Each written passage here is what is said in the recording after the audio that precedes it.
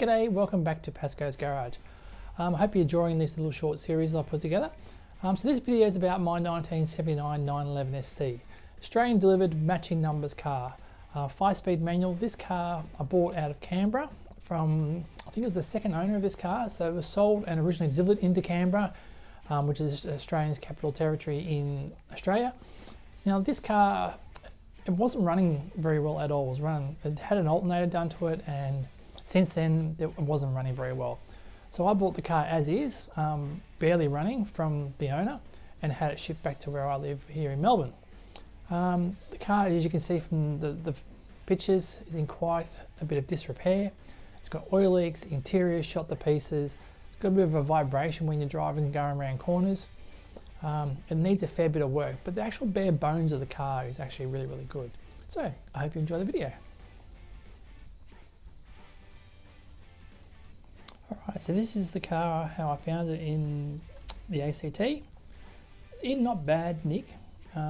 Needed a bit of love. The paint was original paint and needed a bit of a polish. So here you can see they were trying to get the car running. You can see all the interior here, the steering wheels, all the letters all gone on it. Seats here are all ripped. Few oil leaks all over the engine. The exhaust was all rusted. It was all dirty inside. Here's the rust of the exhaust as well. But as you can see, overall, everything was there. So the car wouldn't run. And here was the problem. This earth lead, when they put an alternator on the car, had been left off.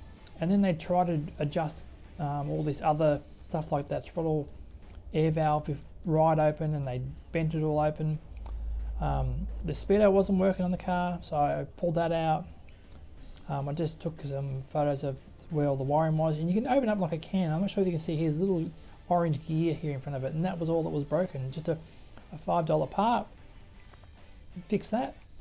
Then I lowered the engine out of the car, resealed the can covers, the oil cooler on the side there, adjusted the tappets, put new spark plugs, went through all the injection system as well, replacing all the seals for it was a K-Drectronic system. I redid the exhaust system as well, polished that up, redid the Fuchs wheels, rubbed them back, masked them all up, and then painted them in this special Worth Fuchs matte black paint.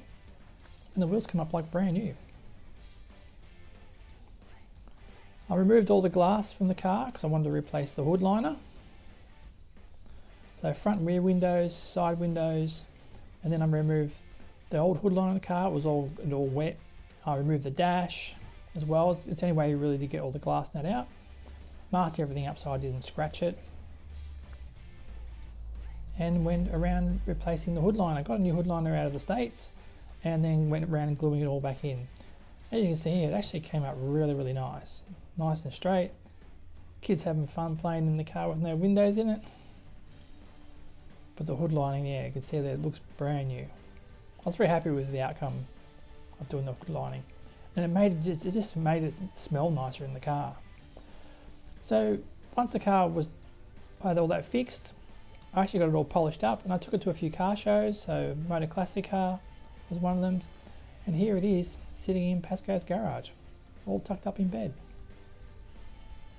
Well, thanks for watching. I hope you enjoyed watching this video.